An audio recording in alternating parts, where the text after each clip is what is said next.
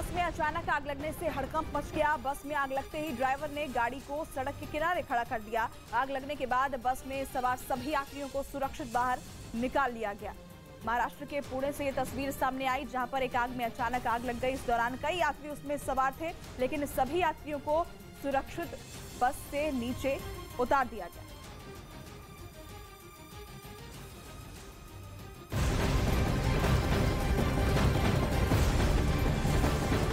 और अब श्रद्धा केस से जुड़ी बड़ी खबर आपको दे दें। आरोपी आफ्ताब पर हमले के मामले में दिल्ली पुलिस ने 2 लोगों को हिरासत में ले लिया है। इनमें से एक का नाम निगम गुर्जर और दूसरे का नाम कुलदीप ठाकुर बताया जा रहा है। दोनों गुरुग्राम के रहने वाले हैं। इनके अलावा बाकी आरोपियों की तलाश भी की जा रही है। वहीं इस मामले में हिंदू सेना नाम के संगठन ने भी अपना बयान जारी किया है और इस हमले को आरोपियों की निजी सोच बताते हुए पल्ला झाड़ लिया। पुलिस ने हमले के आरोप में जिन लोगों को पकड़ा है वो भी इसी संगठन से जुड़े हुए हैं।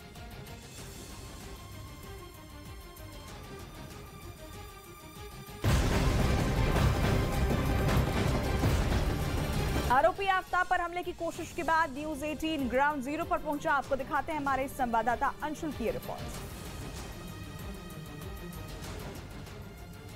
बटालियन 3 की टीम एफएसएल ऑफिस से लेकर निकलती है। सामने कुछ लोग आते हैं, ये गाड़ी लगाते हैं और इस गाड़ी के द्वारा आफ्ताब के उस पुलिस वैन को रोक दिया जाता है। वैन को रोकते ही इसमें से कुछ लोग उतरते हैं जिनके हाथों में तलवार थी और वो तलवार भांजना शुरू करते हैं उस गाड़ी पे, जिसमें बताया जा रहा है कि आफ्ताब था। आफ्ताब के साथ कुछ चंद पुलिस ऑफिसर थे जिनका काम उस टाइम ये था कि आफ्ताब को एफएसएल से तिहाड़ जेल तक सेफली ले जाया जाए। आफ्ताब की सुरक्षा में ये बहुत भारी चूक देखी जा रही है। करीब करीब 10 से 15 लोग जो वो लोग क्लेम कर रहे हैं कि करीब करीब 15 लोग थे जो आए, गाड़ी रोका, तलवार भांजना शुरू किया और जब आफ्ताब की वैन इस रास्ते से आगे जाने लगी तब जाकर के उन लोगों ने गाड़ी का पीछा किया। आगे रेड लाइट है, लाल बत्ती पे जब गाड़ी रुकती है, गाड़ी का गेट खोला। एक उनमें से उपद्रवी ने एक गाड़ी का गेट खोला और उस गेट में से एक पुलिस वाला अपनी बंदूक के साथ बाहर आता है और दूसरा पुलिस वाला जो गाड़ी के अंदर ही था आगे सुधर के आता है, अपने रिवॉल्वर निकालता है और धमकी देता है हवाई फायरिंग की। सिचुएशन इतनी खराब हो गई थी कि पुलिस को फायरिंग की धमकी देनी पड़ी। उसके बाद ये लोग जो थे थोड़े पीछे हुए, उसके बाद भी इन्होंने पीछा करना नहीं छोड़ा क्योंकि उनको पता था कि पुलिस गोली नहीं चलाएगी और काफ़ी सोचे समझे लोग लग रहे थे। ये इनको पता था ये क्या करने आए हैं। गाड़ी में से एक हथौड़े की भी बरामदगी की गई है अभी पुलिस द्वारा। 2 लोगों को हिरासत में ले लिया गया है दिल्ली पुलिस के द्वारा। सीनियर ऑफिशियल्स आए थे अभी कुछ टाइम पहले और उन्होंने दो लोगों को हिरासत में लिया और यहाँ से लेके चली गई है। श्रद्धा मर्डर केस के आरोपी आफ्ताब पूनावाला पर दिल्ली के रोहिणी इलाके में एफएसएल के दफ्तर के बाहर हिंदू सेना नाम के संगठन से जुड़े कुछ लोगों ने हमला कर दिया। यह हमला उस वक्त हुआ जब आफ्ताब को पॉलीग्राफ टेस्ट के बाद वहां से जेल वापस ले जाया जा रहा था। लेकिन जैसे ही एफएसएल के दफ्तर के मेन गेट से बाहर पुलिस की बस निकली, वहां पहले से मौजूद कुछ लोग उसके पीछे तलवार लेकर दौड़ पड़े। उन्होंने पुलिस की बस को चारों तरफ से घेर लिया और उस पर हमला किया। ये लोग अखंड राष्ट्रीय हिंदू सेना नाम के एक हिंदूवादी संगठन के बताए गए। हिंदू सेना से हम 10 आदमी आए, बेटी सुरक्षित नहीं है तो क्या करेंगे। हमले के बाद पुलिस ने गाड़ी रोक ली। एक पुलिस वाले ने उन्हें ऐसा करने से रोकने के लिए पिस्तौल निकाल ली, लेकिन उन लोगों ने पुलिस की गाड़ी पर तलवारों से हमला जारी रखा। ऐसे में पुलिस आफ्ताब को लेकर वहां से चली गई। आफ्ताब का आज भी पॉलीग्राफ टेस्ट किया जाएगा। कल करीब 7 घंटे तक पॉलीग्राफ टेस्ट किया गया। तिहाड़ जेल के पीआरओ के मुताबिक सोमवार को आफ्ताब का पॉलीग्राफी टेस्ट हुआ था, जिसके बाद शाम 8:30 बजे उसे जेल लाया गया था। आफ्ताब पर हुए हमले की कोशिश के बाद उसका मेडिकल टेस्ट भी करवाया गया, जिसमें उसका स्वास्थ्य ठीक पाया गया। अब उसे एक बार फिर पॉलीग्राफ टेस्ट के लिए ले जाया जाएगा। इससे पहले खबरें आई थी कि आफ्ताब का पॉलीग्राफ टेस्ट 5 दिसंबर को भी हो सकता है। पॉलीग्राफ टेस्ट के बाद आफ्ताब के नार्को टेस्ट पर फैसला होगा। आफ्ताब को शनिवार शाम तिहाड़ जेल में शिफ्ट किया गया था। उधर श्रद्धा के परिवार ने दिल्ली पुलिस के अधिकारियों से मुलाकात की। श्रद्धा के पिता और परिवार डीसीपी ऑफिस पहुंचे, लेकिन मीडिया से कोई बात नहीं की। श्रद्धा मर्डर केस में पुलिस को अहम सुराग हाथ लगे हैं। दिल्ली पुलिस सूत्रों के मुताबिक श्रद्धा हत्याकांड में आफ्ताब ने जिस हथियार का इस्तेमाल किया था वो हथियार बरामद कर लिया गया। बताया जा रहा है कि इस हथियार से ही आफ्ताब ने श्रद्धा के शरीर के टुकड़े किए थे, जिसे बाद में छिपा दिया गया। दिल्ली पुलिस ने श्रद्धा की अंगूठी भी बरामद की है। बताया गया कि इस अंगूठी को आफ्ताब ने श्रद्धा की हत्या के बाद उसकी उंगली से निकाल लिया था। बाद में इस अंगूठी को अपनी एक गर्लफ्रेंड को गिफ्ट में दिया। इस मामले में दिल्ली पुलिस ने बड़ा पर्दाफाश किया है, वो ये कि आफ्ताब की दूसरी गर्लफ्रेंड भी थी। बताया जा रहा है कि श्रद्धा की हत्या के बाद आफ्ताब ने अपनी इस दूसरी गर्लफ्रेंड को फ्लैट पर बुलाया था। श्रद्धा मर्डर केस में आरोपी आफ्ताब पूनावाला का ड्रग्स कनेक्शन सामने आया। पुलिस के मुताबिक आफ्ताब ड्रग्स की सप्लाई का काम किया करता था और वो जिस शख्स से ड्रग्स लिया करता था उसे गुजरात पुलिस ने सूरत से गिरफ्तार कर लिया। बताया जा रहा है कि फैजल मोमिन नाम के इस ड्रग्स पेडलर से श्रद्धा की हत्या के आरोपी आफ्ताब पूनावाला के काफी अच्छे संबंध थे। पुलिस ने बताया कि उसे जांच में पता चला कि आफ्ताब का फैजल मोमिन के घर पर काफी आना जाना था और उसे कई बार फैजल मोमिन के इलाके में देखा भी गया था। बताया जा रहा है कि ड्रग्स पेडलर फैजल मुंबई के वसई वेस्ट में उसी इलाके में रहता था जहां श्रद्धा के साथ दिल्ली शिफ्ट होने से पहले आफ्ताब किराए पर रहता था। जांच में पुलिस को फैजल और आफ्ताब के कई दोस्तों के बारे में भी पता चला है। हालांकि श्रद्धा के कई दोस्त पहले ही कई बार बता चुके हैं कि आफ्ताब को नशे की लत थी। मध्य प्रदेश के मंदसौर में कंटेनर के ड्राइवर की बड़ी लापरवाही सामने आई। एक महिला को टक्कर मारने के बाद ड्राइवर मौके से फरार हो गया। मध्य प्रदेश के मंदसौर में भीषण सड़क हादसा हुआ। कंटेनर ने एक महिला को टक्कर मार दी। हादसे के बाद मौके से कंटेनर ड्राइवर भाग गया। मंदसौर में सड़क हादसे के बाद कंटेनर का ड्राइवर मौके से फरार हो गया। उसने टोल के बैरियर तक को तोड़ दिया, लेकिन पुलिस की टीम ने उस कंटेनर का पीछा किया और तीनों आरोपियों को हिरासत में ले लिया। आरोपियों की धरपकड़ की कोशिश में पुलिस की गाड़ी भी क्षतिग्रस्त हो गई है। सड़क हादसे के बाद घायल महिला को अस्पताल में भर्ती कराने के बजाय आरोपी ड्राइवर और उसका साथी मौके से फरार हो रहा था, लेकिन पुलिस की सूझबूझ की वजह से सभी आरोपी पकड़े जा चुके हैं और घायल महिला का इलाज अस्पताल में किया जा रहा है। पाकिस्तान पर तुर्की की मेहरबानियों की एक बड़ी वजह सामने आई। पता चला है कि पाकिस्तान ने तुर्की को China Pakistan economic corridor project में शामिल होने का न्योता दिया है, जिस पर अभी तक तुर्की ने कोई जवाब तो नहीं दिया, लेकिन माना जा रहा है कि तुर्की की भी इसमें भारी दिलचस्पी है। चाइना पाकिस्तान इकोनॉमिक कॉरिडोर एक ऐसा प्रोजेक्ट है जिसका भारत शुरू से विरोध करता रहा है। ये प्रोजेक्ट पाकिस्तान के कब्जे वाले कश्मीर से होकर गुजरता है, यानी उस कश्मीर से होकर गुजरता है जिस पर केवल कब्जा पाकिस्तान का है। लेकिन चीन ने पाकिस्तान को इस प्रोजेक्ट के नाम पर सुनहरे ख्वाब दिखाए। सपना दिखा दिखाकर चीन ने पाकिस्तान को बुरी तरह कंगाल कर दिया। अब वही दांव पाकिस्तान अपने नए दोस्त तुर्की पर आजमा रहा है। हालांकि भारत ने पहले ही इस पर नाराजगी जताई है। भारत ने साफ कहा है कि अगर सीपीईसी में किसी तीसरे देश की एंट्री हुई तो भारत बर्दाश्त नहीं करेगा। ऐसी कार्रवाई को कानून विरोधी और भारत की संप्रभुता पर हमला माना जाएगा। और माना जा रहा है कि इसीलिए तुर्की ने अभी तक इस प्रोजेक्ट में शामिल होने पर कोई ऐलान नहीं किया है। लेकिन अड़ंगा केवल भारत के विरोध का नहीं है, बल्कि माना जा रहा है कि चीन भी इस प्रोजेक्ट में किसी दूसरे देश को शामिल नहीं करना चाहता। चीन ने इस प्रोजेक्ट में भारी भरकम निवेश किया है, जबकि प्रोजेक्ट बनकर खड़ा हुआ है पाकिस्तान की जमीन पर। इसीलिए हिस्सेदार जितना चीन है उतना ही पाकिस्तान भी है। लेकिन दोनों को ही लगता है कि वो इस प्रोजेक्ट के अकेले मालिक हैं। चीन के कर्ज तले पाकिस्तान बुरी तरह दबा हुआ है। चीन खुद को पूरे पाकिस्तान का मालिक समझता है। ऊपर से कंगाल हो चुका पाकिस्तान इस प्रोजेक्ट में हिस्सेदारी बेचकर कुछ पैसे बनाने की जुगत में लगा है। इसलिए परेशानी यह है कि अगर पाकिस्तान ने तुर्की को सीपीईसी में हिस्सेदारी बेचने की कोशिश की तो चीन इसके लिए राजी नहीं होगा। चीन के राजी हुए बिना यह मुमकिन भी नहीं है कि तुर्की इस खेल में शामिल हो पाए। बल्कि इस चक्कर में पाकिस्तान और चीन के बीच हालात तनावपूर्ण बन सकते हैं। माना जा रहा है कि तुर्की और पाकिस्तान के बीच सीपीईसी में हिस्सेदारी पर बातचीत लंबे वक्त से चल रही है और इसी प्रोजेक्ट में हिस्सेदारी का लालच तुर्की और पाकिस्तान को करीब ला रहा है। तुर्की ने तो शायद इसी के लालच में आकर हिंदुस्तान को भी अपना दुश्मन बना लिया है। भारत की खुफिया एजेंसियों को खबरें मिल रही हैं कि आईएसआई के इशारे पर तुर्की आतंकियों की मदद कर रहा है। कश्मीर का माहौल बिगाड़ने की कोशिश में लगे संगठनों को तुर्की का साथ मिल रहा है। ऐसे कई संगठन तो खुलकर तुर्की की जमीन का इस्तेमाल भी कर रहे हैं। तुर्की की कोशिश पाकिस्तान को खुश करने की है और इसी कोशिश में वो आतंकी संगठनों को भी पालने में लगा है। लेकिन इतना तो साफ है कि सीपीईसी में शामिल होने का उसका सपना कभी पूरा नहीं होने वाला। भारत की खुफिया एजेंसियों को भी इस डील की भनक पहले से है। इसीलिए भारत के विदेश मंत्रालय ने जुलाई में ही सीपीईसी पर ऐतराज जता दिया था। जेल में बंद नवजोत सिंह सिद्धू ने प्रियंका गांधी को चिट्ठी लिखी। रोड रेज केस में सुप्रीम कोर्ट से 1 साल की सजा मिलने के बाद सिद्धू 6 महीने से ज्यादा वक्त से पटियाला की जेल में बंद है और उन्होंने वहीं से कांग्रेस की महासचिव प्रियंका गांधी को चिट्ठी लिखी है। हालांकि चिट्ठी में उन्होंने क्या लिखा है इसकी जानकारी नहीं मिल पाई। लेकिन पंजाब कांग्रेस में इस बात की चर्चा गर्म हो गई कि जेल से निकलने के बाद सिद्धू को कोई बड़ी जिम्मेदारी मिल सकती है।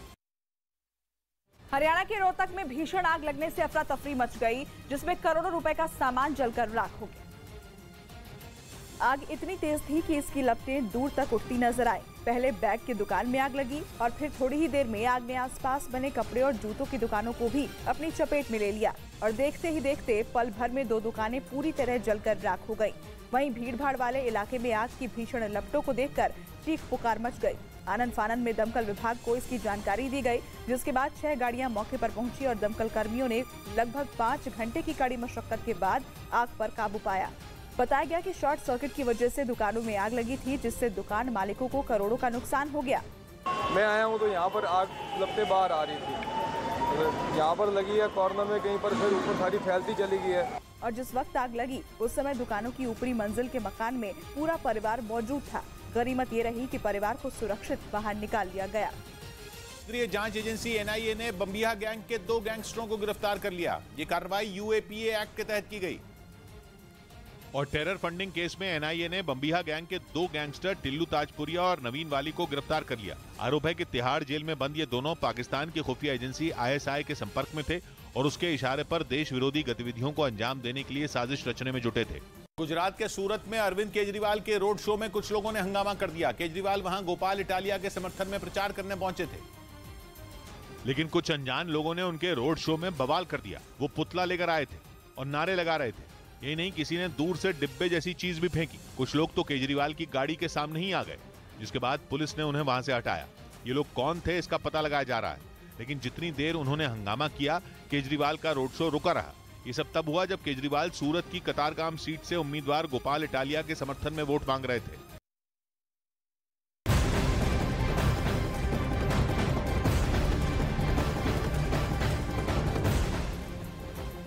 अगली खबर मध्य प्रदेश के उमरिया से है। यहाँ बांधवगढ़ टाइगर रिजर्व से बाघिन रॉ का वीडियो सोशल मीडिया में वायरल हो रहा है, जिसमें बाघिन लंबी छलांग मारकर तालाब पार करती नजर आ रही है।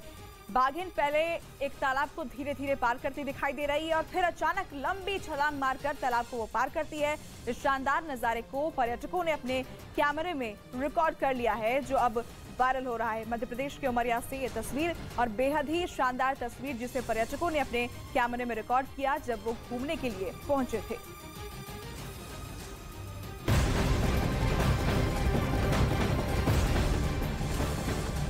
बड़ी खबर आपको बता दें, गैंगस्टर के खिलाफ एनआईए की बड़ी रेड चल रही है। कई जगहों पर एनआईए की तरफ से छापेमारी की जा रही है। लॉरेंस बिश्नोई से मिली जानकारी के आधार पर यह छापेमारी हो रही है। दिल्ली, हरियाणा और राजस्थान में लॉरेंस के करीबियों के ठिकानों पर रेड की जा रही है। ये बड़ी खबर इस वक्त की आपको बता दें, लॉरेंस बिश्नोई के कई करीबियों के ठिकानों पर इस वक्त छापेमारी चल रही है। लॉरेंस से पूछताछ के आधार पर ही ये कार्रवाई शुरू की गई है। गैंगस्टर्स के खिलाफ एनआईए का ताबड़तोड़ एक्शन बीते कई दिनों से जारी है और फिलहाल कई ठिकानों पर एनआईए की छापेमारी चल रही है। ज्यादा जानकारी के लिए रुख कर लेते हैं हमारे सहयोगी अमित पांडे का। अमित, क्या जानकारी इस छापेमारी को लेकर और मिल रही है? देखिए, गैंगस्टर लॉरेंस बिश्नोई से संबंधित कई लोकेशन पर यह छापेमारी चल रही है, जिसमें दिल्ली, राजस्थान, हरियाणा में बिश्नोई के करीबियों के ठिकाने शामिल है। क्योंकि कुछ दिन पहले ही पंजाब के जेल से लॉरेंस को लाया गया था दिल्ली स्थित एनआईए मुख्यालय और उससे पूछताछ की गई है और लॉरेंस बिश्नोई से पूछताछ के आधार पर ही यह पूरा का पूरा सर्च ऑपरेशन हो रहा है। एक चीज और बहुत महत्वपूर्ण है, हाल में ही एनआईए ने गृह मंत्रालय को खत लिखकर 25 से ज्यादा गैंगस्टर्स की लिस्ट दी थी, जिसके बाद यह पूरी की पूरी कार्रवाई हम देख रहे हैं। बिल्कुल अमित, तो काफी अहम ये कार्रवाई की जा रही है। एनआईए की तरफ से एक्शन बीते कई दिनों से देखने को मिल रहा है और अभी भी ऐसे कई ठिकाने हैं जहां पर एनआईए की टीम पहुंची हुई है और रेड जारी है। और बढ़ते आगे राजस्थान की बात करते हैं। दरअसल राजस्थान के श्रीगंगानगर में पराली से भरी ट्रैक्टर ट्रॉली में भीषण आग लगने की वजह से इलाके में हड़कंप मच गया। बिजली की तार की चपेट में आने से पराली से भरी ट्रैक्टर ट्रॉली में आग लग गई। किसान खेत से ट्रैक्टर ट्रॉली में पराली भरकर घर ले जा रहे थे, तभी यह हादसा हो गया। रास्ते में ऊपर से गुजर रही बिजली की तार में टकराने की वजह से अचानक ट्रैक्टर ट्रॉली में रखे पराली में चिंगारी उठने लगी और पल भर में आग ने पूरे ट्रैक्टर ट्रॉली को अपने चपेट में ले लिया। आग पर काबू पाने के लिए आसपास मौजूद लोग भागते नजर आए, लेकिन तब तक भीषण आग की लपटों में पराली जलकर राख हो चुकी थी। वहीं ट्रैक्टर ट्रॉली को बचाने के लिए दमकल कर्मियों ने किसी तरह ट्रॉली को खाली करवाया। बताया गया कि किसान अपने जानवरों के लिए खेत से पराली लेकर आ रहे थे, लेकिन रास्ते में बिजली की लटकती तार की वजह से आग लग गई। गनीमत रही कि इस हादसे में ट्रैक्टर ड्राइवर की जान बच गई। आसिम मुनीर को सेना प्रमुख बनाए जाने का ऐलान होने के बाद पाकिस्तान की फौज में कई अफसरों ने बागी तेवर दिखाने शुरू कर दिए। आसिम मुनीर 29 नवंबर को रिटायर हो रहे बाजवा की जगह लेंगे, लेकिन पाकिस्तान के मीडिया ने दावा किया कि उनके नाम के ऐलान के बाद से ही सेना में खलबली मच गई है। बताया जा रहा है कि आसिम मुनीर के विरोधी 2 बड़े अफसरों ने अपने पद से इस्तीफा देने की तैयारी कर ली है। जिन 2 अफसरों ने यह फैसला किया है वो इमरान खान के करीबी बताए जाते हैं। इनमें एक लेफ्टिनेंट जनरल फैज हमीद तो इमरान खान की सरकार के वक्त ISI चीफ थे, जबकि दूसरे लेफ्टिनेंट जनरल अजहर अब्बास भी इमरान के चहेते बताए जाते हैं। पाकिस्तान के मीडिया के मुताबिक दोनों अफसरों के इस्तीफे की वजह भी यही है, क्योंकि आसिम मुनीर को इमरान खान का विरोधी कहा जाता है और दोनों के बीच उसी वक्त से टकराव चला आ रहा है जब इमरान खान प्रधानमंत्री थे। साल 2018 के अंत में दोनों के बीच की तल्खी चरम पर पहुंची थी, क्योंकि आसिम मुनीर ने उस वक्त इमरान खान की पत्नी बुशरा बीबी के भ्रष्टाचार को उजागर किया था, जिसके बाद इमरान खान ने आसिम मुनीर को ISI चीफ के पद से हटा दिया और बाजवा के करीबी आसिम मुनीर सिर्फ 8 महीने ही ISI मुखिया रह पाए थे। पाकिस्तानी मीडिया के मुताबिक उसी वक्त से इमरान खान और आसिम मुनीर एक दूसरे को देखना तक नहीं चाहते और दावा है कि इसी वजह से शहबाज सरकार ने उन्हें पाकिस्तानी सेना की कमान सौंपी है, ताकि इमरान खान और उनकी पार्टी पर लगाम लगाई जा सके। सुप्रीम कोर्ट ने दिल्ली सरकार को राहत देते हुए जल बोर्ड पर लगाए गए 50 करोड़ के जुर्माने पर रोक लगा दी। बताया गया कि दिल्ली जल बोर्ड यमुना में सीवर का पानी छोड़े जाने पर रोक लगाने में नाकाम रहा, जिसकी वजह से NGT ने फटकार लगाते हुए उस पर जुर्माना लगाया था, लेकिन अब उसे राहत मिल गई। इससे पहले कोर्ट ने जुर्माने की रकम को केंद्रीय प्रदूषण नियंत्रण बोर्ड के खाते में जमा करने का आदेश दिया था। उत्तर प्रदेश के संभल से हैरान करने वाला एक वीडियो सामने आया। आरोप है कि वहां कुछ दबंगों ने एक महिला समेत 2 लोगों के साथ जमकर मारपीट, जिसमें वो बुरी तरह घायल हो गए। वहां से आए वीडियो में कुछ लोग एक तरफ महिला को मारते दिखे तो वहीं दूसरी तरफ 2 लोग एक आदमी को जमीन पर गिरा गिरा के पीटते नजर आए। इस दौरान आरोपियों के हाथों में धारदार हथियार भी दिखाई दिए।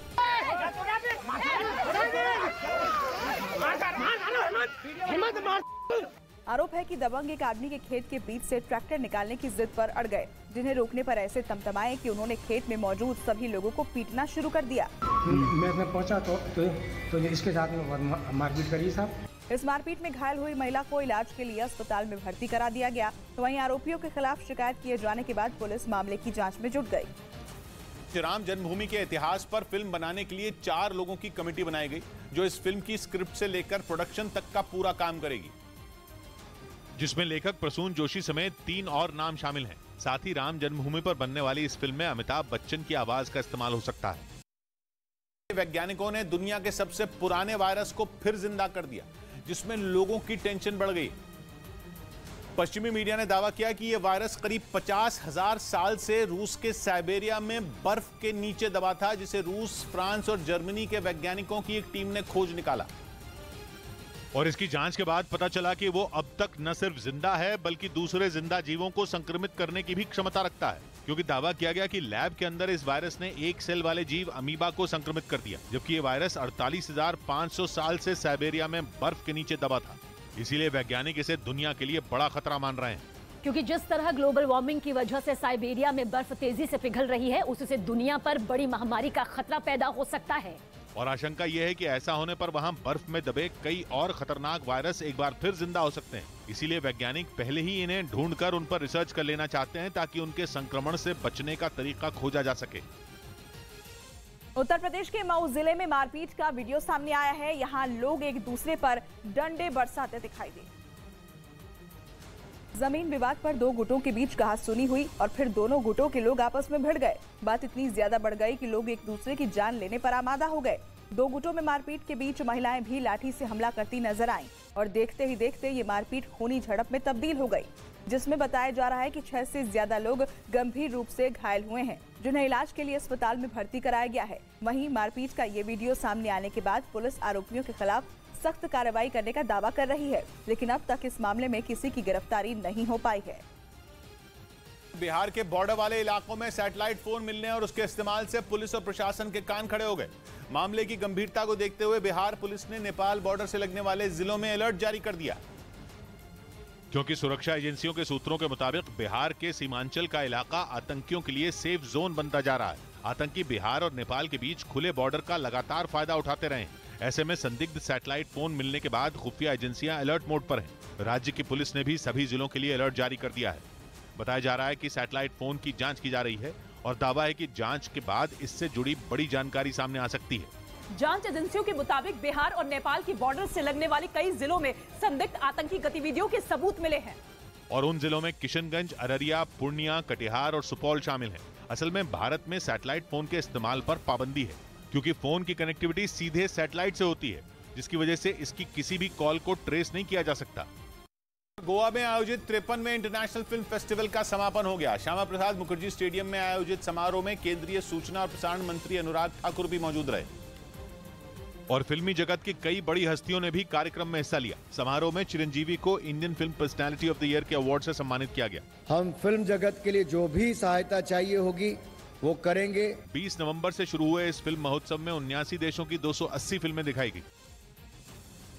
मध्य प्रदेश के गुना से एक हैरान करने वाला वीडियो सामने आया है, जिसमें एक लड़का खंबे पर चढ़कर हंगामा करता नजर आ रहा है और लड़के को खंबे से नीचे उतारने के लिए पुलिस वालों को घंटों तक जद्दोजहद करनी पड़ी। शराब पीने की जिद पर लड़का बिजली के खंबे पर चढ़ गया और खंबे के सबसे ऊपरी हिस्से पर जाकर बैठ गया। इस बीच लड़का लगातार शराब पीने की मांग करता रहा और उसे देखने के लिए मौके पर भीड़ जमा हो गई।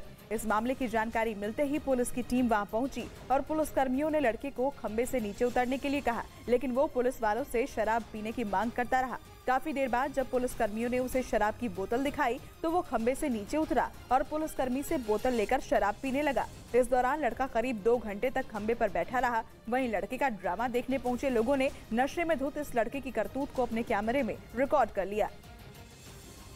हरियाणा के रोहतक में भीषण आग लगने की वजह से अफरा तफरी मच गई, जिसमें करोड़ों रुपए का सामान जलकर राख हो गया। आग इतनी तेज थी कि इसकी लपटें दूर तक उठती नजर आई। पहले बैग की दुकान में आग लगी और फिर थोड़ी ही देर में आग ने आसपास बने कपड़े और जूतों की दुकानों को भी अपनी चपेट में ले लिया और देखते ही देखते पल भर में 2 दुकानें पूरी तरह जलकर राख हो गई। वहीं भीड़-भाड़ वाले इलाके में आग की भीषण लपटों को देखकर चीख पुकार मच गई। आनन फानन में दमकल विभाग को इसकी जानकारी दी गई, जिसके बाद 6 गाड़ियां मौके पर पहुंची और दमकल कर्मियों ने लगभग 5 घंटे की कड़ी मशक्कत के बाद आग पर काबू पाया। बताया गया कि शॉर्ट सर्किट की वजह से दुकानों में आग लगी थी, जिससे दुकान मालिकों को करोड़ों का नुकसान हो गया। मैं आया हूँ तो यहाँ पर आग लपटे बाहर आ रही थी, यहाँ पर लगी है कॉर्नर में, कहीं पर फिर ऊपर सारी फैलती चली गई है। और जिस वक्त आग लगी उस समय दुकानों की ऊपरी मंजिल के मकान में पूरा परिवार मौजूद था। गनीमत ये रही कि परिवार को सुरक्षित बाहर निकाल लिया गया। महाराष्ट्र के गढ़चिरौली में पुलिस ने नक्सलियों के चंगुल से सड़क बनाने वाले एक ठेकेदार के अकाउंटेंट को छुड़ा लिया। इस दौरान पुलिस ने 8 नक्सलियों को गिरफ्तार भी किया, जिन्होंने अकाउंटेंट का अपहरण किया था और उसके बदले 70 लाख की फिरौती मांगी थी, जिसकी शिकायत पर कार्रवाई करते हुए पुलिस ने 8 नक्सलियों को धर दबोचा और उनके पास से भारी मात्रा में हथियार बरामद किए। दिल्ली से हैरान कर देने वाला एक वीडियो सामने आया। वहां एक फैक्ट्री में अचानक आग लग गई। हालांकि गनीमत यह रही कि इस घटना में किसी को कोई नुकसान नहीं पहुंचा, लेकिन फैक्ट्री में रखा सामान जलकर राख हो गया। इस घटना का जो वीडियो सामने आया उसमें फैक्ट्री से आग की ऊंची ऊंची लपटों के साथ काले धुएं का गुबार उठता नजर आया। इस घटना के बाद वहां अफरा तफरी मच गई और देखते ही देखते लोगों की भीड़ इकट्ठा हो गई। घटना की जानकारी मिलने के बाद फौरन फायर ब्रिगेड की टीम पहुंच गई, जिसके बाद आग बुझाने का काम शुरू किया गया। कई घंटों की मेहनत के बाद आग पर काबू पा लिया गया। हालांकि फैक्ट्री में आग किस वजह से लगी इसका पता नहीं चल सका। मध्य प्रदेश के गुना से एक हैरान करने वाला वीडियो सामने आया है, जिसमें एक लड़का खंबे पर चढ़कर हंगामा करता नजर आ रहा है और लड़के को खंबे से नीचे उतारने के लिए पुलिस वालों को घंटों तक जद्दोजहद करनी पड़ी। शराब पीने की जिद पर लड़का बिजली के खंबे पर चढ़ गया और खंबे के सबसे ऊपरी हिस्से पर जाकर बैठ गया। इस बीच लड़का लगातार शराब पीने की मांग करता रहा और उसे देखने के लिए मौके पर भीड़ जमा हो गई। इस मामले की जानकारी मिलते ही पुलिस की टीम वहां पहुंची और पुलिस कर्मियों ने लड़के को खंबे से नीचे उतरने के लिए कहा, लेकिन वो पुलिस वालों से शराब पीने की मांग करता रहा। काफी देर बाद जब पुलिस कर्मियों ने उसे शराब की बोतल दिखाई तो वो खंबे से नीचे उतरा और पुलिस कर्मी से बोतल लेकर शराब पीने लगा। इस दौरान लड़का करीब 2 घंटे तक खंबे पर बैठा रहा। वहीं लड़के का ड्रामा देखने पहुंचे लोगों ने नशे में धुत इस लड़के की करतूत को अपने कैमरे में रिकॉर्ड कर लिया। लगने की वजह से अफरा तफरी मच गई, जिसमें करोड़ों रुपए का सामान जलकर राख हो गया।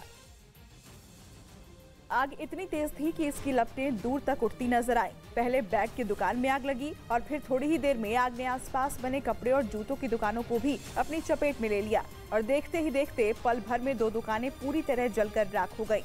वहीं भीड़-भाड़ वाले इलाके में आग की भीषण लपटों को देखकर चीख पुकार मच गई। आनन फानन में दमकल विभाग को इसकी जानकारी दी गई, जिसके बाद 6 गाड़ियां मौके पर पहुंची और दमकल कर्मियों ने लगभग 5 घंटे की कड़ी मशक्कत के बाद आग पर काबू पाया। बताया गया कि शॉर्ट सर्किट की वजह से दुकानों में आग लगी थी, जिससे दुकान मालिकों को करोड़ों का नुकसान हो गया। मैं आया हूँ तो यहाँ पर आग लपटे बाहर आ रही थी, यहाँ पर लगी है कॉर्नर में, कहीं पर फिर ऊपर सारी फैलती चली गई है। और जिस वक्त आग लगी उस समय दुकानों की ऊपरी मंजिल के मकान में पूरा परिवार मौजूद था। गनीमत ये रही कि परिवार को सुरक्षित बाहर निकाल लिया गया। नेटो देश लातविया ने रूस और बेलारूस के साथ लगने वाली अपनी सीमा के पास बने पुलों को तोड़ना शुरू कर दिया, क्योंकि रूस पहले ही बोल चुका है कि यूक्रेन में आधुनिक हथियारों की सप्लाई उसके और नेटो के बीच सीधी जंग की वजह बन सकती है। और जिस तरह पिछले दिनों पोलैंड की जमीन पर मिसाइल फटी, उससे लातविया खौफ में आ गया, क्योंकि वो जंग के पहले दिन से यूक्रेन के साथ खड़ा है। ऐसे में उसे डर है कि यूक्रेन में कई मोर्चों पर हार से बौखलाए पुतिन किसी भी वक्त उस पर हमला बोल सकते हैं। और लातविया की सबसे बड़ी परेशानी यह है कि उस पर हमला एक तरफ से नहीं बल्कि दो तरफ से हो सकता है, क्योंकि वो पूर्व में रूस के साथ सीमा साझा करता है, जबकि दक्षिण में उसकी सीमा रूस के जिगरी दोस्त बेलारूस से लगती है। इसीलिए उसने इन दोनों देशों से लगी सीमा पर बने पुलों को तोड़ना शुरू कर दिया, जिसका एक वीडियो भी सामने आया, जिसमें कुछ लोग खुदाई में इस्तेमाल होने वाली मशीन की मदद से एक पुल को तोड़ते दिखाई दिए। जम्मू कश्मीर में कड़ाके की ठंड पड़ने की वजह से वहां कई इलाकों में पानी जम गया। लगातार हो रही बर्फबारी से कई जगहों पर तापमान माइनस में पहुंच गया, जिसकी वजह से वहां के लोगों को पीने के पानी की किल्लत हो गई। यहाँ पे जो नल वगैरह है, पाइप है, ये पानी जो है जम रहा है। डेनमार्क से सामने आए वीडियो में पेड़ों पर बर्फ जमी नजर आई। मौसम विभाग के मुताबिक अभी घाटी में ठंड से राहत मिलने की कोई उम्मीद नहीं है।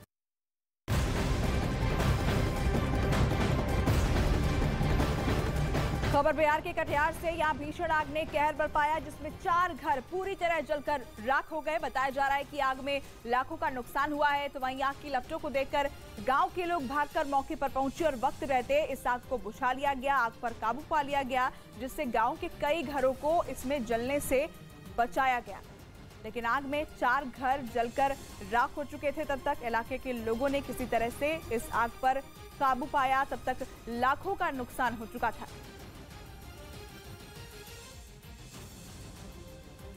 राजस्थान के श्रीगंगानगर में पराली से भरी ट्रैक्टर ट्रॉली में भीषण आग लगने से इलाके में हड़कंप मच गया। बिजली की तार की चपेट में आने से पराली से भरी ट्रैक्टर ट्रॉली में आग लग गई। किसान खेत से ट्रैक्टर ट्रॉली में पराली भरकर घर ले जा रहे थे, तभी यह हादसा हो गया। रास्ते में ऊपर से गुजर रही बिजली की तार में टकराने की वजह से अचानक ट्रैक्टर ट्रॉली में रखे पराली में चिंगारी उठने लगी और पल भर में आग ने पूरे ट्रैक्टर ट्रॉली को अपने चपेट में ले लिया।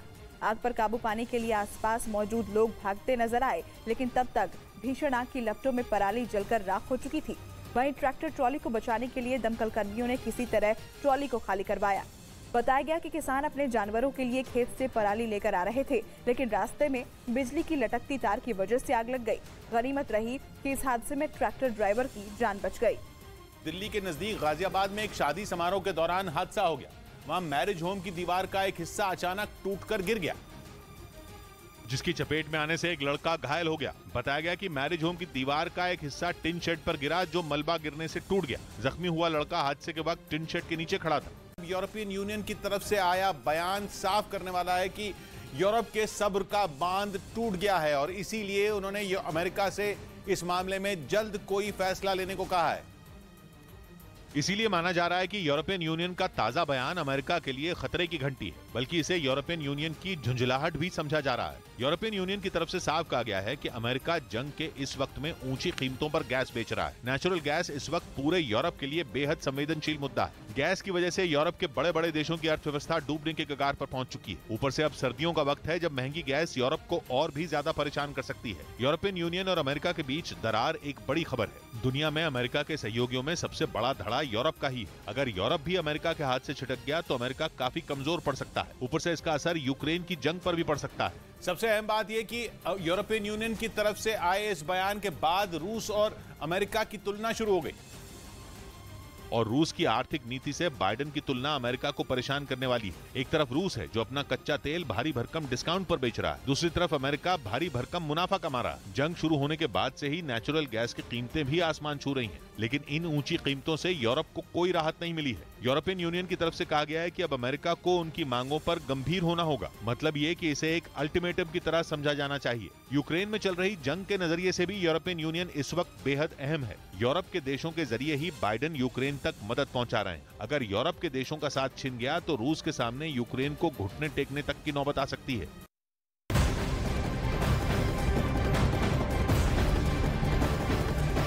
दिल्ली पुलिस की स्पेशल सेल ने अवैध हथियारों की तस्करी करने वाले गिरोह का भंडाफोड़ किया। इस मामले में पुलिस ने गैंग के 3 लोगों को गिरफ्तार किया है। इसके साथ ही पुलिस ने आरोपियों से 22 पिस्तौल भी जब्त किए हैं। बताया जा रहा है कि ये गैंग मध्य प्रदेश से अवैध हथियारों की तस्करी कर दिल्ली, एनसीआर और उत्तर प्रदेश समेत देश के कई राज्यों में सप्लाई करने का काम करता था।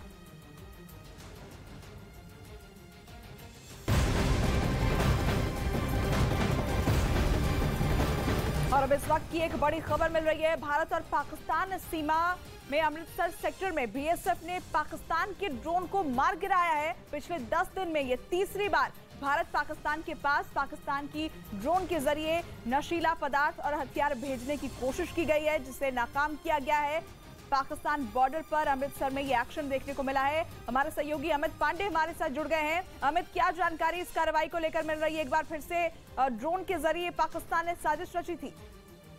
जी, सोमवार की रात को ये कोशिश की गई थी और जिस ड्रोन को मार गिराया गया है बुलेट द्वारा वह है हेक्साकॉप्टर ड्रोन। और इससे पहले क्वाड्राकॉप्टर ड्रोन के जरिए पाकिस्तान से भारत में नशीले पदार्थ और हथियारों की घुसपैठ की कोशिश की जाती है। जिस ड्रोन को मार गिराया गया है उसके पास संदिग्ध पैकेट भी बरामद हुआ है और 10 दिन में तीसरी बार ड्रोन को भारत पाकिस्तान सीमा पर ये मार गिराया गया है। साफ तौर पर पाकिस्तान के जो मंसूबे हैं तो उजागर होते कि किस तरीके से पंजाब में वह नशीले खेप पहुंचाने को आमदा है और ड्रोन इसमें बहुत ज्यादा अहम जरिया बन रहा है। बिल्कुल, लेकिन ये बड़ी कार्रवाई की गई है और इस ड्रोन को मार गिराया गया। एक्सक्लूसिव तस्वीर भी इससे जुड़ी हुई हम आपको दिखा रहे हैं।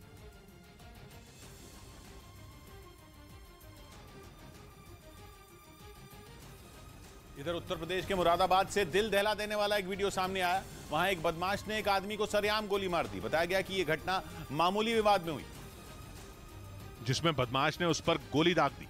इस घटना का जो वीडियो सामने आया उसमें 2 लोग आपस में बातचीत करते हुए सड़क से गुजरते नजर आए। इसी दौरान आरोपी उनका पीछा करता दिखाई दिया। जैसे ही वो दोनों कुछ दूर पहुंचे, पीछा करने वाले ने पिस्तौल निकाली और गोली चला दी, जो सीधे जाकर एक आदमी को लगी। इसके बाद घायल हालत में वो अपने साथी के साथ वहां से भागने लगा। तभी उस बदमाश ने उन पर दोबारा गोली चलाई। हालांकि इस दौरान गोली की आवाज सुनकर कुछ लोग बदमाश को पकड़ने के लिए घर से बाहर निकल आए, लेकिन तब तक आरोपी वहां से फरार हो चुका था। कहाँ का था?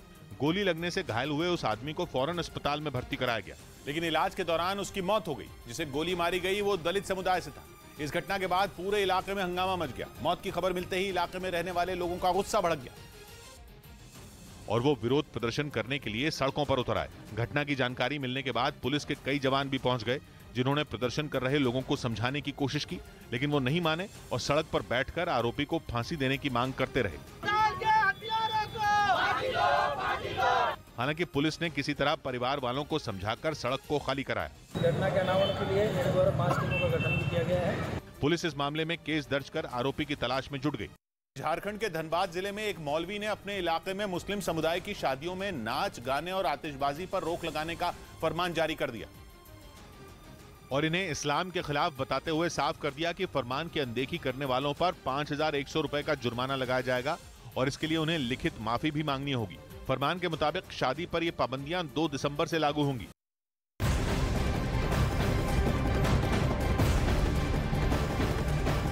पुणे में एक बस में अचानक आग लगने की वजह से हड़कंप मच गया। बस में आग लगते ही ड्राइवर ने गाड़ी को सड़क के किनारे खड़ा कर दिया। आग लगने के बाद बस में सवार सभी यात्रियों को सुरक्षित बाहर निकाल लिया गया। महाराष्ट्र के पुणे में यह हादसा हुआ, जहां पर एक बस में आग लग गई और इस दौरान सभी यात्री बस के अंदर मौजूद थे, लेकिन सभी को सुरक्षित निकाल लिया गया। दुबई में एक पार्टी में हार्दिक पांड्या महेंद्र सिंह धोनी को डांस स्टेप सिखाते दिखाई दिए। हार्दिक ने इसका वीडियो भी शेयर किया, जिसमें वो धोनी के साथ डीजे की धुन पर डांस करते नजर आए। सामने आए वीडियो में धोनी पांड्या के डांस स्टेप की कॉपी करते दिखे। हार्दिक पांड्या ने अपने साथ भारत के कई दूसरे खिलाड़ियों को भी डांस करवाया। कतर में चल रहे फुटबॉल वर्ल्ड कप पर कैमल फ्लू का खतरा मंडराने लगा। ये चेतावनी WHO ने दी, जिसके बाद कतर पहुंचे लाखों लोगों और खिलाड़ियों को इंफेक्शन का डर सताने लगा, क्योंकि कैमल फ्लू लोगों को वैसे ही परेशान कर सकता है जैसे कोरोना ने किया था। WHO ने चेतावनी दी कि फुटबॉल वर्ल्ड कप देखने पहुंचे करीब 12 लाख लोगों पर कैमल फ्लू होने का खतरा है। इसके अलावा खिलाड़ियों को भी इंफेक्शन हो सकती है, क्योंकि कैमल फ्लू ऐसी बीमारी है जो जानवरों से इंसान में फैलती है और कमजोर इम्यूनिटी वाले तो झट से इसका शिकार बन जाते हैं। डॉक्टरों का मानना है कि ऊंट को छूने या फिर उसका अधपका मीट खाने से भी कैमल फ्लू हो सकता है। हो सकता है वहाँ पे अनकुक्ड मीट या फिर रॉ मीट जो पार्शियली कुक्ड हो, उसके कंजम्पशन से कैमल फ्लू हो जाए। फुटबॉल वर्ल्ड कप देखने कतर पहुंचने वालों को हिदायत दी गई है कि वो कैमल राइड से बचें, क्योंकि इन्फेक्शन का सबसे पहला कारण यही होगा। इसके अलावा वैक्सीनेशन, खाने पीने की चीजों का सुरक्षित इस्तेमाल करने और जरूरी प्रोटोकॉल का पालन करने को भी कहा गया। लेकिन कतर में कैमल राइड और सफारी एडवेंचर से जुड़े बिजनेस को प्रमोट किया जा रहा है, जिससे कैमल फ्लू तेजी से फैल सकता है।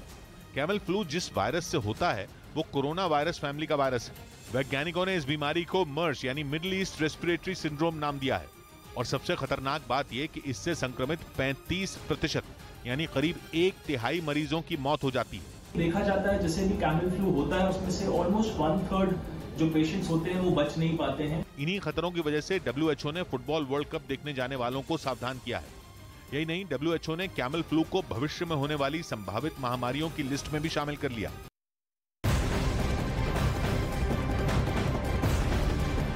गुजरात में आज भी बीजेपी का धुआंधार प्रचार अभियान होगा। बीजेपी अध्यक्ष JP नड्डा, अमित शाह, योगी आदित्यनाथ, स्मृति ईरानी जनता को संबोधित करने वाले हैं। JP नड्डा जहां चुनाव प्रचार करेंगे तो वहीं स्मृति ईरानी भी मैदान में मौजूद होंगी। इसके अलावा अमित शाह वहां पर धुआंधार प्रचार करने के लिए मौजूद हैं।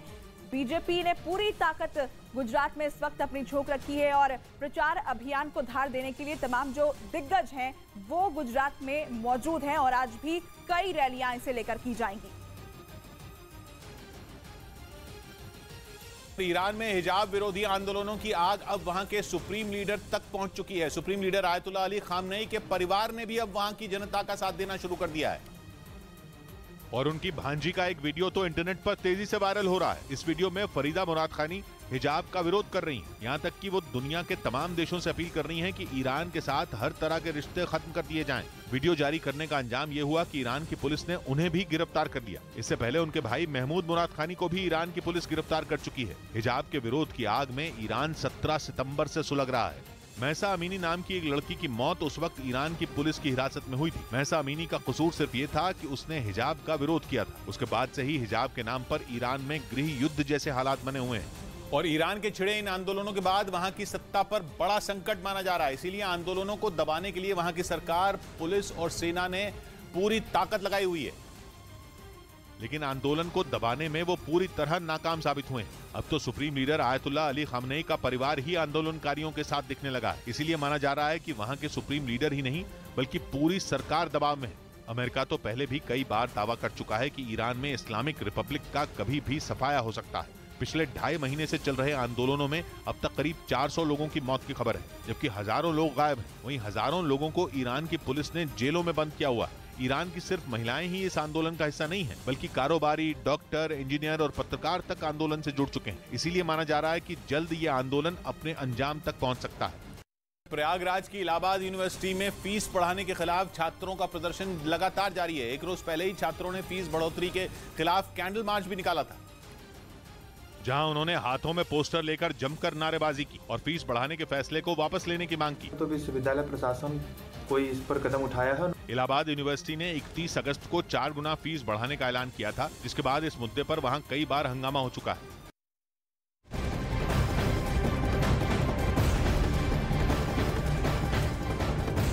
झारखंड के बोकारो में बीच सड़क में आग का कहर देखने को मिला। यहां अचानक एक कार में आग लग गई और थोड़ी ही देर में पूरी तरह से ये जलकर राख हो गई। आग की लपटें इतनी तेज थी कि आग पर काबू नहीं पाया जा सका और कार में आग कैसे लगी इसका पता फिलहाल नहीं चल पाया है। झारखंड के बोकारो से ये तस्वीर सामने आई, जहां पर बीच सड़क पर कार जलकर राख हो गई।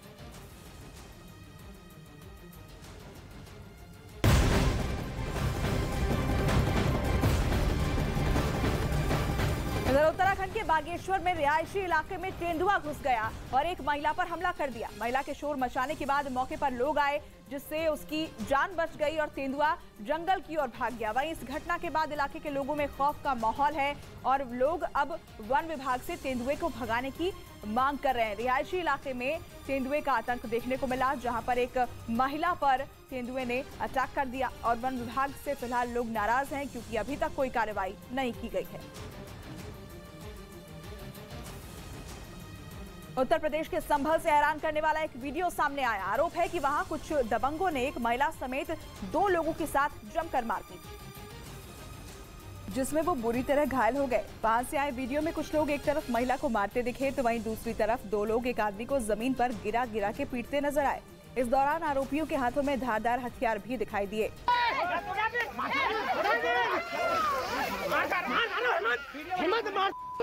आरोप है कि दबंग एक आदमी के खेत के बीच से ट्रैक्टर निकालने की जिद पर अड़ गए, जिन्हें रोकने पर ऐसे तमतमाए कि उन्होंने खेत में मौजूद सभी लोगों को पीटना शुरू कर दिया। मैं पहुंचा तो इसके साथ में मारपीट करी साहब। इस मारपीट में घायल हुई महिला को इलाज के लिए अस्पताल में भर्ती करा दिया गया। तो वहीं आरोपियों के खिलाफ शिकायत किए जाने के बाद पुलिस मामले की जांच में जुट गई। केरल में एक बंदरगाह के प्रोजेक्ट पर इस कदर बवाल हुआ कि लोगों ने तिरुवनंतपुरम के एक पुलिस थाने पर हमला कर दिया। खबर है कि पुलिस ने वहां के 3000 लोगों के खिलाफ केस दर्ज किया है, जिनके हमले में पुलिस थाना बुरी तरह तहस नहस हो गया। पुलिस की गाड़ियां हमले के बाद कबाड़ में बदल गई, गाड़ियों के शीशे टूट गए, गाड़ियों के अंदर बैठने की जगह पर ईंटें पड़ी हुई दिखी, गाड़ी की पिछली सीट पर भारी भरकम गमले रखे हुए दिखे। पूरे थाने की हालत ऐसी हो गई जैसे कोई भारी भरकम चक्रवाती तूफान आकर अभी अभी गुजर गया हो। थाने की खिड़कियों के शीशे टूटे हुए दिखे, पैदल चलने की जगह पर पत्थर बिखरे हुए दिखने लगे। यहां तक कि पुलिस की वो टोपी जिसे शान समझा जाता है, वो टोपी भी जमीन पर गिरी हुई दिखी। पुलिस का दावा यह है कि 3000 लोगों ने एक साथ पुलिस थाने पर हमला कर दिया था। लोगों की नाराजगी की वजह एक बंदरगाह का प्रोजेक्ट बताया जा रहा है। बंदरगाह के प्रोजेक्ट का विरोध कर रहे लोग पिछले कई दिनों से सड़कों पर हैं, लेकिन इस बार वो थाने का घेराव करने पहुंच गए। हंगामे के बाद थाने की सुरक्षा बढ़ा दी गई और आंदोलनकारियों को पकड़ने की कोशिश तेज हो गई। तेलंगाना के वारंगल में एक बच्चे के गले में चॉकलेट फंसने से उसकी मौत हो गई। बताया गया कि चॉकलेट अटकने की वजह बच्चे को सांस लेने में तकलीफ हो रही थी, जिसकी वजह से उसका दम घुट गया और मौत हो गई। स्कूल प्रबंधन ने बताया कि बच्चा स्कूल पहुंचने के बाद अचानक अपनी सीट से गिर गया, तो वो उसे फौरन अस्पताल लेकर पहुंचे, जहां डॉक्टर ने सर्जरी की तैयारी शुरू की, मगर उससे पहले ही दम घुटने की वजह से बच्चे ने दम तोड़ दिया। पुणे में एक बस में अचानक आग लगने की वजह से हड़कंप मच गया। बस में आग लगते ही ड्राइवर ने गाड़ी को सड़क के किनारे खड़ा कर दिया। आग लगने के बाद बस में सवार सभी यात्रियों को सुरक्षित बाहर निकाल दिया गया, जिससे उनकी जान बच गई। चलती बस में आग लग गई, लेकिन ड्राइवर ने सूझबूझ दिखाते हुए तुरंत इस बस को रोककर सड़क के किनारे खड़ा किया और उसके बाद सभी यात्रियों को इस बस में से निकाल लिया गया। महाराष्ट्र के पुणे में यह हादसा हुआ, जिसकी तस्वीरें सामने आई हैं। मध्य प्रदेश के ग्वालियर में एयरफोर्स के एक जवान ने खुद को गोली मार ली। उसने आत्महत्या किस वजह से की, इसका पता नहीं चल सका। हालांकि घटना की जानकारी मिलने के बाद मौके पर पुलिस पहुंच गई। पोस्टमार्टम कराया गया है। पुलिस ने केस दर्ज कर लिया और मामले की जांच में जुट गई। पश्चिमी मीडिया ने दावा किया कि यूक्रेन से पहले पुतिन जापान पर हमला करने की पूरी तैयारी कर चुके थे। यह दावा रूस की खुफिया एजेंसी एफएसबी के लीक हुए एक ईमेल की वजह से किया गया, जिसके जरिए पश्चिमी मीडिया यह दावा कर रहा है कि यूक्रेन से पहले पुतिन ने जापान पर धावा बोलने की पूरी तैयारी कर ली थी। न्यूज़वीक की एक रिपोर्ट के मुताबिक रूसी खुफिया एजेंसी एफएसबी के एक एजेंट ने इसी साल 17 मार्च को रूस के एक मानवाधिकार कार्यकर्ता को यह ईमेल भेजी थी। इस ईमेल के मुताबिक पुतिन अगस्त 2021 में जापान के खिलाफ जंग लड़ने की काफी गंभीरता से तैयारी कर रहे थे। दावा है कि उस ईमेल में जापान को निशाना बनाने की तैयारी कर रहे रूसी हेलीकॉप्टरों की पूरी जानकारी दी गई थी। मतलब यह कि रूसी सेना जापान पर हमला करने के लिए सिर्फ पुतिन के एक इशारे का इंतजार कर रही थी, क्योंकि रूस इस बात से नाराज था कि जापान उसके कब्जे वाले कुरील द्वीपों को अपना बता रहा था, जबकि दूसरे विश्व युद्ध के दौरान ही रूस ने इन द्वीपों पर कब्जा कर लिया था। लेकिन पिछले साल दोनों देशों के बीच खटास तब आ गई जब जापान ने कुरील द्वीपों पर अपना दावा ठोक दिया। यही नहीं, जापान ने कुरील द्वीपों को अपना अभिन्न अंग बताते हुए रूस के कब्जे को अवैध बता दिया। असल में कुरील द्वीप जापान के उत्तरी हिस्से से रूस के कमचत्का प्रायद्वीप तक करीब 1300 किलोमीटर में फैले हुए हैं। जापान का आरोप है कि कमचत्का प्रायद्वीप के पास 4 द्वीपों पर रूस ने अवैध तरीके से कब्जा कर लिया है, जबकि रूस का तर्क है कि 1855 में दोनों देशों के बीच हुई एक संधि के मुताबिक उन द्वीपों पर रूस का अधिकार है। लेकिन जापान रूस की इस बात से इत्तेफाक नहीं रखता और वो किसी भी सूरत में कुरील द्वीपों पर कब्जा जमाना चाहता है। यही वजह है कि जापान को सबक सिखाने के लिए पुतिन ने उस पर अगस्त 2021 में हमले का प्लान बना लिया था। और दावा यह है कि यूक्रेन पर जीत मिलने के बाद पुतिन कभी भी जापान पर धावा बोल सकते हैं। उत्तर प्रदेश के रायबरेली में दबंगों का कहर देखने को मिला है। दबंगों ने एक शख्स के घर में घुसकर मारपीट की है। रायबरेली में दबंगों की दबंगई, घर में घुसकर जमकर मारपीट, घर के विवाद पर चले लाठी डंडे। उत्तर प्रदेश के रायबरेली में दबंगों का कहर देखने को मिला है। घर का विवाद इतना गहरा गया कि जमकर लाठी डंडे चले और पथराव किया गया। दरअसल ये मामला मकान के छज्जे को लेकर था। कहासुनी से शुरू हुआ विवाद धीरे धीरे हाथापाई तक पहुंच गया। छज्जे को लेकर दो पक्षों में विवाद हुआ था। दोनों पक्षों ने एक दूसरे से मारपीट की। दोनों पक्षों की तहरीर पर मिलेरिया में अभियोग पंजीकृत किया गया है। वीरेंद्र यादव नाम के शख्स ने अपने साथियों के साथ मिलकर राजकुमार के घर में घुसकर हाथापाई की और लाठी डंडे चलाने शुरू कर दिए। मारपीट का ये वीडियो जमकर वायरल हो रहा है। दबंगई का ये वीडियो वायरल होने के बाद पुलिस हरकत में आई और दोनों पक्षों के खिलाफ मुकदमा दर्ज कर जांच शुरू कर दी है।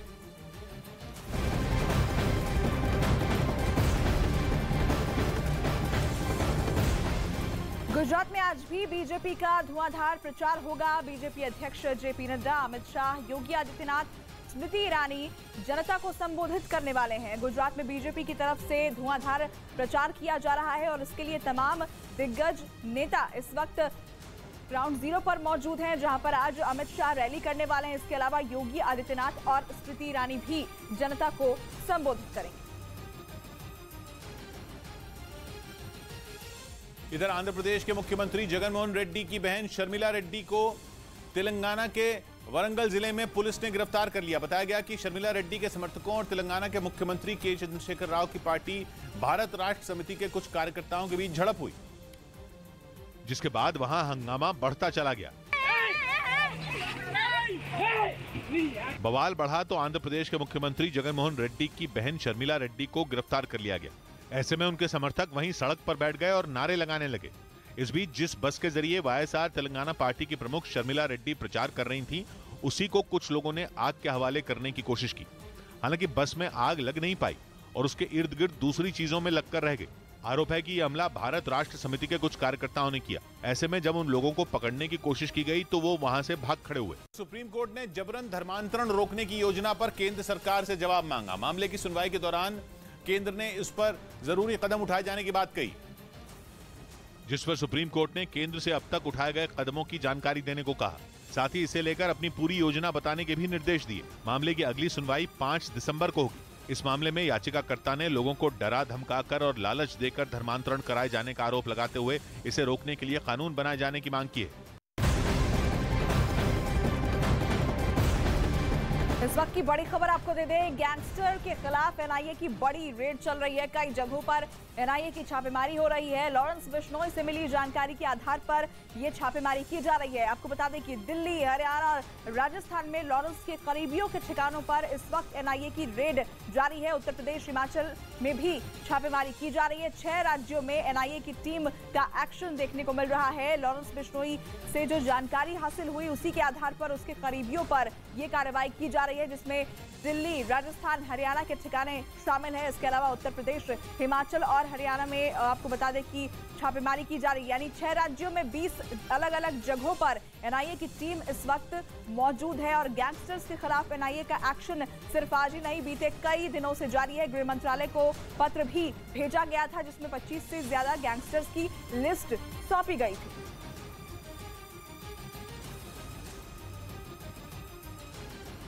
उत्तर प्रदेश के मऊ जिले में मारपीट का एक वीडियो सामने आया है। यहां लोग एक दूसरे पर डंडे बरसाते दिखाई दिए। जमीन विवाद पर 2 गुटों के बीच कहासुनी हुई और फिर दोनों गुटों के लोग आपस में भिड़ गए। बात इतनी ज्यादा बढ़ गई कि लोग एक दूसरे की जान लेने पर आमादा हो गए। 2 गुटों में मारपीट के बीच महिलाएं भी लाठी से हमला करती नजर आईं और देखते ही देखते ये मारपीट खूनी झड़प में तब्दील हो गई, जिसमें बताया जा रहा है कि 6 से ज्यादा लोग गंभीर रूप से घायल हुए हैं, जिन्हें इलाज के लिए अस्पताल में भर्ती कराया गया है। वहीं मारपीट का ये वीडियो सामने आने के बाद पुलिस आरोपियों के खिलाफ सख्त कार्रवाई करने का दावा कर रही है, लेकिन अब तक इस मामले में किसी की गिरफ्तारी नहीं हो पाई है। इसके बाद वहां विरोध प्रदर्शन फिर भी तेज होते जा रहे हैं, जिससे चीन की सरकार बैकफुट पर है। मतलब यह कि सख्त कोरोना नियमों से त्रस्त होकर पूरे चीन में लोगों ने शी जिनपिंग सरकार के खिलाफ बगावत का बिगुल बजा दिया है। कई प्रांतों में बड़ी संख्या में लोग सड़कों पर उतरकर शी जिनपिंग से लगातार कुर्सी छोड़ने की मांग कर रहे हैं, जिन्हें रोकने के लिए पुलिस बर्बरता की सारी हदें पार कर रही है। बीजिंग से जो तस्वीरें सामने आई उनमें एक तस्वीर में प्रदर्शन कर रहे लोगों को पुलिस के जवान सड़क से घसीटकर हटाते दिखे। चीन के ग्वांगडोंग प्रांत के एक शहर में तो सरकार का विरोध कर रहे लोग पुलिस वालों से ही भिड़ गए। वहां से जो तस्वीरें सामने आई उनमें कई लोग पुलिस के साथ मारपीट करते दिखे, जबकि पीपीई किट पहने पुलिस के जवान भी उन पर लाठियां बरसाते नजर आए। इसी प्रांत के एक दूसरे शहर से भी कुछ इसी तरह की तस्वीरें देखने को मिली। वहां भी शहर की एक सड़क पर लॉकडाउन लगाने से गुस्साए लोगों ने पुलिस पर ही हमला बोल दिया। चीन के वुहान से आई एक तस्वीर में रात के वक्त हजारों की संख्या में लोग सड़क पर उतरकर शी जिनपिंग सरकार के खिलाफ हल्ला बोलते दिखे। मतलब ये कि कोरोना की वजह से लगाई गई पाबंदियों की वजह से चीन में लोगों का गुस्सा 7वें आसमान पर है। हर गुजरते दिन के साथ वहां हालात बिगड़ते जा रहे हैं। लोग रात भर सड़कों पर प्रदर्शन कर रहे हैं। सरकार के खिलाफ नारेबाजी करते हुए लोग लॉकडाउन हटाने की भी मांग पर अड़े हैं, क्योंकि उनका आरोप है कि जीरो कोविड पॉलिसी की आड़ में चीन की सरकार उन पर अत्याचार कर रही है। असल में चीन में लगातार कोरोना का प्रकोप बढ़ता जा रहा है। 27 नवंबर को वहां कोरोना के 40,000 मरीज सामने आए, जो महामारी शुरू होने के बाद एक दिन में आया सबसे बड़ा आंकड़ा है। चीन में एक्टिव केसों की संख्या भी 3 लाख के पार पहुंच चुकी है। इसी वजह से वहां की सरकार ने कई तरह के प्रतिबंध लगा दिए और सख्त लॉकडाउन की वजह से करीब 66 लाख लोग अपने घरों में कैद हैं। खाने की चीजें खरीदने के लिए भी वो घर से बाहर नहीं निकल सकते हैं। यहाँ तक कि रोज होने वाले कोरोना टेस्ट से भी उनकी नाराजगी बढ़ी है। और जो लोग सरकार के नियमों का पालन नहीं कर रहे हैं उनके खिलाफ सख्त कार्रवाई की जा रही है। लेकिन लोगों का गुस्सा तब और भड़क गया जब चीन के शिनजियांग प्रांत में मौजूद एक बिल्डिंग में आग लगने से 10 लोगों की मौत हो गई, जबकि इस हादसे में कई लोग घायल हो गए। प्रदर्शनकारियों ने आरोप लगाया कि लॉकडाउन की वजह से राहत समय पर नहीं पहुंच सकी, जिससे इतनी बड़ी घटना हो गई। इसी घटना के बाद बीजिंग में लोग शी जिनपिंग सरकार के खिलाफ सड़कों पर उतर आए और इस दौरान कुछ प्रदर्शनकारी हाथों में मोमबत्ती लिए दिखे, जबकि कई लोग सख्त कोरोना नियमों के खिलाफ अपना गुस्सा दिखाने के लिए सफेद कागज लहराते नजर आए। एक रिपोर्ट के मुताबिक सेंसरशिप और गिरफ्तारी से बचने के लिए प्रदर्शनकारी ये तरीका अपना रहे हैं, जो अभी तक कारगर साबित होता दिख रहा है। इसी वजह से ये तरीका पूरे चीन में सरकार के खिलाफ विरोध प्रदर्शन का प्रतीक बनता जा रहा है। न सिर्फ आम लोग बल्कि बड़ी संख्या में छात्र भी इसी तरह सफेद कागज लेकर सरकार के खिलाफ आवाज बुलंद कर रहे हैं। प्रदर्शन के कई वीडियो भी सोशल मीडिया पर वायरल हो रहे हैं, जिनमें प्रदर्शनकारी शी जिनपिंग गद्दी छोड़ो जैसे नारे तक लगा रहे हैं। इधर मध्य प्रदेश के गुना से एक हैरान करने वाला वीडियो सामने आया है, जिसमें एक लड़का खंबे पर चढ़कर हंगामा करता नजर आ रहा है और लड़के को खंबे से नीचे उतारने के लिए पुलिस वालों को घंटों तक जद्दोजहद करनी पड़ी। शराब पीने की जिद पर लड़का बिजली के खंबे पर चढ़ गया और खंबे के सबसे ऊपरी हिस्से पर जाकर बैठ गया। इस बीच लड़का लगातार शराब पीने की मांग करता रहा और उसे देखने के लिए मौके पर भीड़ जमा हो गई। इस मामले की जानकारी मिलते ही पुलिस की टीम वहां पहुंची और पुलिस कर्मियों ने लड़के को खंबे से नीचे उतरने के लिए कहा, लेकिन वो पुलिस वालों से शराब पीने की मांग करता रहा। काफी देर बाद जब पुलिस कर्मियों ने उसे शराब की बोतल दिखाई तो वो खंबे से नीचे उतरा और पुलिस कर्मी से बोतल लेकर शराब पीने लगा। इस दौरान लड़का करीब 2 घंटे तक खंबे पर बैठा रहा। वहीं लड़के का ड्रामा देखने पहुंचे लोगों ने नशे में धुत इस लड़के की करतूत को अपने कैमरे में रिकॉर्ड कर लिया।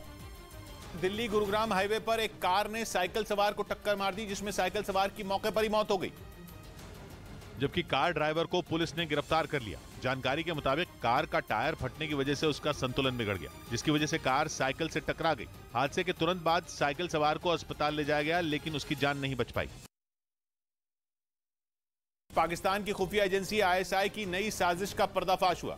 ISI ने विदेश में बैठे खालिस्तानी आतंकियों की मदद से पंजाब और हरियाणा में डेरा सच्चा सौदा के समर्थकों की हत्या करवाने का प्लान बनाया है, ताकि दोनों राज्यों का माहौल खराब किया जा सके। न्यूज 18 को मिले एक्सक्लूसिव दस्तावेज में ISI के इस खतरनाक प्लान को लेकर अलर्ट जारी किया गया है। अलर्ट के मुताबिक ISI खालिस्तानी आतंकियों की मदद से पंजाब और हरियाणा के बदमाशों को इस काम के लिए तैयार कर रही है। ISI की साजिश है कि दोनों राज्यों में डेरा सच्चा सौदा के ऐसे समर्थकों को निशाना बनाया जाए जो जेलों में बंद है। खुफिया दस्तावेजों के मुताबिक डेरा सच्चा सौदा के समर्थकों पर कोर्ट में पेशी के दौरान हमला किया जा सकता है।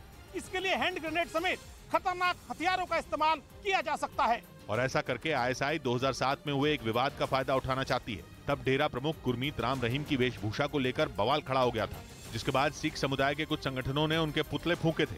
उस वक्त प्रदर्शन कर रहे सिख समुदाय के लोगों से डेरा समर्थकों की झड़प भी हुई थी और अब ISI डेरा समर्थकों पर हमले करवाकर उसी आग को फिर भड़काना चाहती है। हरियाणा के रोहतक में भीषण आग लगने की वजह से अफरा तफरी मच गई, जिसमें करोड़ों रुपए का सामान जलकर राख हो गया। आग इतनी तेज थी कि इसकी लपटें दूर तक उठती नजर आई। पहले बैग की दुकान में आग लगी और फिर थोड़ी ही देर में आग ने आसपास बने कपड़े और जूतों की दुकानों को भी अपनी चपेट में ले लिया और देखते ही देखते पल भर में 2 दुकानें पूरी तरह जलकर राख हो गई। वहीं भीड़भाड़ वाले इलाके में आग की भीषण लपटों को देखकर चीख पुकार मच गई। आनन फानन में दमकल विभाग को इसकी जानकारी दी गई, जिसके बाद 6 गाड़ियां मौके पर पहुंची और दमकल कर्मियों ने लगभग 5 घंटे की कड़ी मशक्कत के बाद आग पर काबू पाया। बताया गया कि शॉर्ट सर्किट की वजह से दुकानों में आग लगी थी, जिससे दुकान मालिकों को करोड़ों का नुकसान हो गया। मैं आया हूँ तो यहाँ पर आग लपटे बाहर आ रही थी, यहाँ पर लगी है कॉर्नर में, कहीं पर फिर ऊपर सारी फैलती चली गई है। और जिस वक्त आग लगी उस समय दुकानों की ऊपरी मंजिल के मकान में पूरा परिवार मौजूद था। गनीमत ये रही कि परिवार को सुरक्षित बाहर निकाल लिया गया।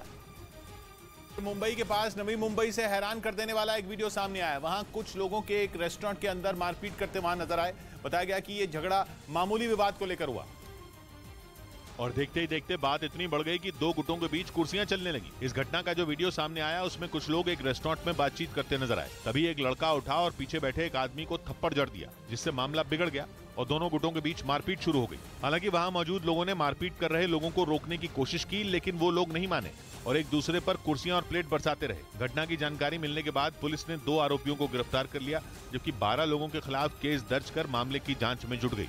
आरोप है कि कुछ लोग रेस्टोरेंट में गाली गलौज कर रहे थे, तभी पास बैठे लोगों ने उन्हें रोका था, जिससे वो भड़क गए और मारपीट करने लगे। उधर उत्तर प्रदेश के बाराबंकी में लखनऊ अयोध्या हाईवे पर उस वक्त हड़कंप मच गया जब यात्रियों से भरी एक बस में अचानक आग लग गई और वो देखते ही देखते आग का गोला बन गई, जिसमें मौजूद लोगों ने जलती बस से कूदकर अपनी जान बचाई। इससे पहले कि दमकल विभाग की टीम मदद के लिए पहुंचती, भड़कती आग की लपटों ने पूरी बस को जलाकर राख कर दिया। हादसे का शिकार हुई बस लखनऊ से गोरखपुर जा रही थी। उत्तराखंड के हरिद्वार में जंगल से अचानक एक हाथी हाईवे पर आ गया, जिससे राहगीरों में अफरा तफरी का माहौल बन गया। हाथी के आने की वजह से हरिद्वार नजीबाबाद हाईवे पर करीब 1 घंटे तक गाड़ियों की रफ्तार थमी रही, तो वहीं सड़क पर गाड़ियों से चल रहे लोगों में दहशत मच गई। हाथी से बचने के लिए हाईवे के दोनों तरफ गाड़ियों का जमावड़ा लगा रहा और काफी देर तक लोग हाईवे से हाथी के जाने का इंतजार करते रहे। इस बीच कुछ लोग वीडियो रिकॉर्ड करते दिखे तो कुछ लोग मौके से भाग निकले। गनीमत ये रही कि हाईवे पर चलने के दौरान हाथी ने किसी पर हमला नहीं किया, वरना कई लोग और गाड़ियां हाथी के चपेट में आ सकते थे। वहीं जानकारी मिलने पर वन विभाग के कर्मचारी मौके पर पहुंचे और फिर हाथी को खदेड़ा, जिसके बाद हाईवे पर गाड़ियों की आवाजाही बहाल की जा सकी। महाराष्ट्र में चंद्रपुर के बल्हारशाह रेलवे स्टेशन पर फुटओवर ब्रिज का एक हिस्सा टूटकर गिर गया। इस दौरान कुछ लोग ब्रिज पार कर रहे थे और वो उसका स्लैब टूटने की वजह से मलबे समेत पटरी पर आ गिरे, जिसके बाद वहां अफरा तफरी मच गई और लोग घायलों की मदद के लिए ट्रैक पर पहुंचे, जिन्हें आनन फानन में अस्पताल पहुंचाया गया, जिनमें 3 लोगों की हालत गंभीर बताई गई। गनीमत ये रही कि हादसे के वक्त ट्रैक पर कोई ट्रेन नहीं थी। और यूक्रेन जंग के बीच बेलारूस के विदेश मंत्री व्लादिमीर माइके की संदिग्ध परिस्थितियों में मौत हो गई। उन्हें पुतिन का विरोधी बताया जाता था, इसी वजह से उनकी मौत के पीछे साजिश की आशंका जताई जा रही है, क्योंकि वो जंग में बेलारूस के इस्तेमाल के खिलाफ थे और इसी वजह से उन्हें पुतिन का विरोधी बताया जाता था। एक रोज पहले ही 64 साल की उम्र में अचानक उनकी मौत हो गई, जिसके बाद यह आशंका जताई गई कि उनकी मौत के पीछे रूस का हाथ हो सकता है, क्योंकि वो 9 महीने से लगातार बेलारूस की जमीन का इस्तेमाल करके यूक्रेन पर हमले कर रहा है। बेलारूस के राष्ट्रपति लुकाशेंको तो पुतिन के साथ अपनी दोस्ती निभा रहे हैं, लेकिन जिस तरह से दुनिया के कई बड़े देश बेलारूस के खिलाफ होते जा रहे हैं, उसने वहां की सरकार में अहम पदों पर बैठे लोगों की चिंता बढ़ा दी और वो पुतिन के खिलाफ आवाज बुलंद करने लगे। व्लादिमीर माइके भी उन्हीं में एक बताए जाते थे। इधर मध्य प्रदेश के मंदसौर में कंटेनर के ड्राइवर की बड़ी लापरवाही सामने आई है। एक महिला को टक्कर मारने के बाद ड्राइवर मौके से फरार हो गया। मध्य प्रदेश के मंदसौर में भीषण सड़क हादसा हुआ। कंटेनर ने एक महिला को टक्कर मार दी। हादसे के बाद मौके से कंटेनर ड्राइवर भाग गया। मंदसौर में सड़क हादसे के बाद कंटेनर का ड्राइवर मौके से फरार हो गया। उसने टोल के बैरियर तक को तोड़ दिया, लेकिन पुलिस की टीम ने उस कंटेनर का पीछा किया और तीनों आरोपियों को हिरासत में ले लिया। आरोपियों की धरपकड़ की कोशिश में पुलिस की गाड़ी भी क्षतिग्रस्त हो गई है। सड़क हादसे के बाद घायल महिला को अस्पताल में भर्ती कराने के बजाय आरोपी ड्राइवर और उसका साथी मौके से फरार हो रहा था, लेकिन पुलिस की सूझबूझ की वजह से सभी आरोपी पकड़े जा चुके हैं और घायल महिला का इलाज अस्पताल में किया जा रहा है।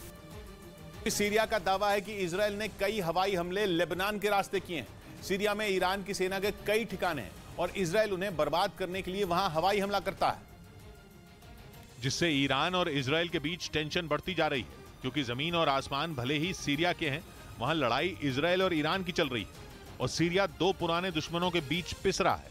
लेकिन सीरिया की सरकार ईरान के साथ है, क्योंकि गृह युद्ध में ईरान की सेना ने उसका बहुत साथ दिया। और इसीलिए जब इजराइल ने सीरिया में ईरान के किसी ठिकाने को उड़ाया, वहां की बशर अल असद सरकार ने इजराइल की आलोचना की और इसी वजह से ईरान ने सीरिया की सीमाओं की सुरक्षा में उसका साथ दिया और उसे ऐसे एयर डिफेंस सिस्टम देने का फैसला किया जो इजराइल की मिसाइलों को हवा में ही उड़ा दे। खबर है कि ईरान ने जो 2 एयर डिफेंस सिस्टम सीरिया को दिए हैं, उनकी डील कुछ महीने पहले ही हो चुकी थी। और जैसे ही इस डिफेंस सिस्टम का सफल परीक्षण हुआ, उसे ईरान से सीरिया भेज दिया गया। ईरान ने सीरिया को जो 2 बवार 373 नाम के एयर डिफेंस सिस्टम दिए हैं, वो इतने ताकतवर हैं कि दुश्मन की मिसाइल को हवा में ही रोक सकते हैं और 300 किलोमीटर से ज्यादा दूरी तक मार कर सकते हैं। और इसीलिए ईरान ने तय किया कि वो इजराइल के सीरिया में हो रहे हवाई हमलों को रोकने के लिए बवार 373 का इस्तेमाल करेगा। खबर है कि इजराइल को जैसे ही इसकी भनक लगी, उसके लड़ाकू विमान सीरिया की सीमा के पास मंडराने लगे, क्योंकि इजराइल उन दोनों एयर डिफेंस सिस्टम को खत्म करना चाहता है। एक रिपोर्ट में दावा किया गया कि ईरान ने बवार 373 को चीन की कंपनी की मदद से बनाया है, जिसे सीरिया और ईरान के बीच हुए एक समझौते के तहत अगस्त में सीरिया को दिया गया। खबर है कि दोनों बवार 373 इराक के रास्ते सीरिया पहुंचे, जिसके बाद एक एयर डिफेंस सिस्टम को सीरिया और लेबनान के बॉर्डर के पास तैनात किया गया। और खबर है कि बवार 373 जहां तैनात है, वो गोलान हाइट से केवल 30 किलोमीटर दूर है, यानी वो इलाका जिस पर इजराइल और सीरिया सालों से झगड़ रहे हैं।